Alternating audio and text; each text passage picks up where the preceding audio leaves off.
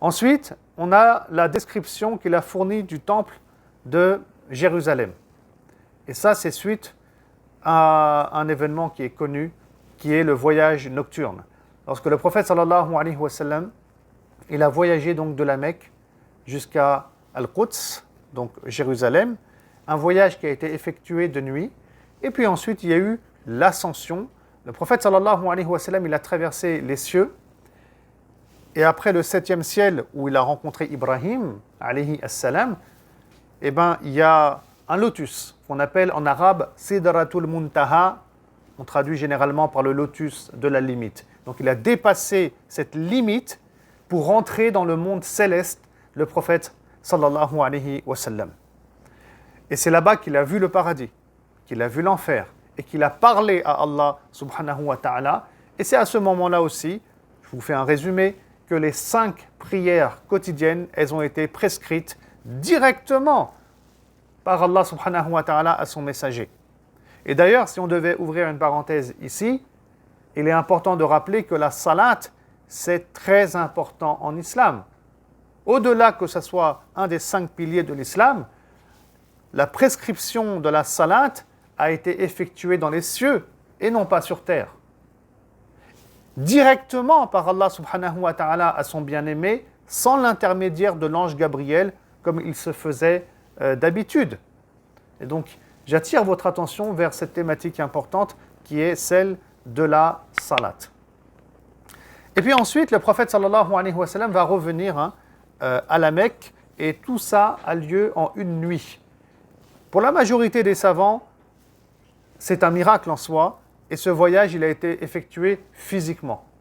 Bien que d'autres savants aient estimé, on retrouve beaucoup de choses écrites sur la thématique, bien que d'autres savants aient estimé que le prophète sallallahu alayhi wa sallam, il a fait ce voyage en rêve, et non pas dans le réel.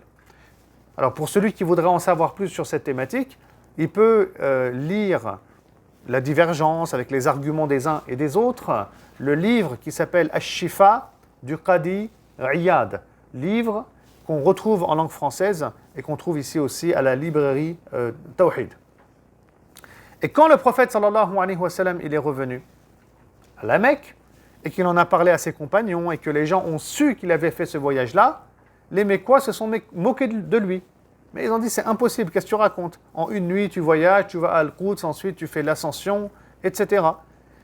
Et là, Allah subhanahu wa ta'ala va aider son bien-aimé. Parce qu'en face, les notables de Quraysh, ils vont dire, écoute, si tu as vraiment été là-bas, décris-nous le temple de Jérusalem. Actuellement, comment il est, qu'est-ce qui se passe là-bas? Et là, le prophète sallam, il a une vision.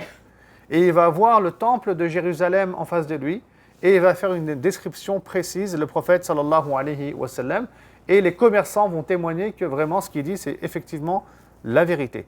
Et que le temple, il ressemble effectivement, actuellement, vraiment à ce qu'il a décrit le prophète avec précision, sallallahu alayhi wa sallam. Et c'est ça le miracle ici, donc, dont nous parle Ibn Saïd al-Nas lorsqu'il dit la description qu'il a fournie du temple de Jérusalem. Et les gens de la Mecque qui combattaient le prophète sallallahu alayhi wa sallam, c'est une anecdote intéressante, ils vont aller voir Abu Bakr as-Siddiq radiyallahu ta'ala anhu pour lui dire, voilà ce qu'il raconte ton prophète, ton ami Mohammed, c'est insensé. Et lui dira, moi je crois en bien plus que cela. C'est-à-dire qu'il croit au fait que Allah s'adresse à Mohammed sallallahu alayhi wa sallam. Donc Abu Bakr, il ne va pas être déstabilisé dans sa foi par les notables de la Mecque suite à cet événement. Parce qu'il a une foi, lui, en carrément quelque chose de bien plus grandiose. C'est que Allah, Dieu, notre Seigneur, il parle au prophète sallallahu alayhi wa sallam, il lui révèle des choses.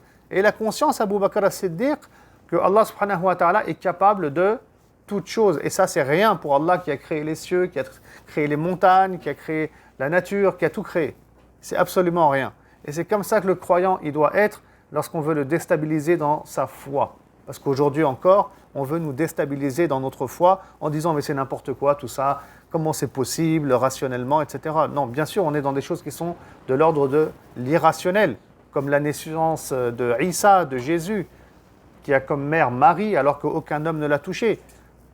Et c'est ça la foi, et Allah subhanahu wa ta'ala, il est capable de toutes choses. Et d'ailleurs, c'est toujours ça la réponse qu'on doit avoir lorsqu'on veut nous déstabiliser dans notre foi. C'est de dire, moi je crois en Allah, et Allah, il est capable de toutes choses. Ce qui ne nous empêche pas qu'ensuite, on fasse de la recherche.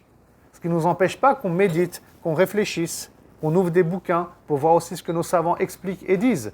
Mais la réaction première, ça doit être ça. Sinon, on va se retrouver à douter sur absolument tout dès lors qu'on parle de Dieu, dès lors qu'on parle aussi des prophètes.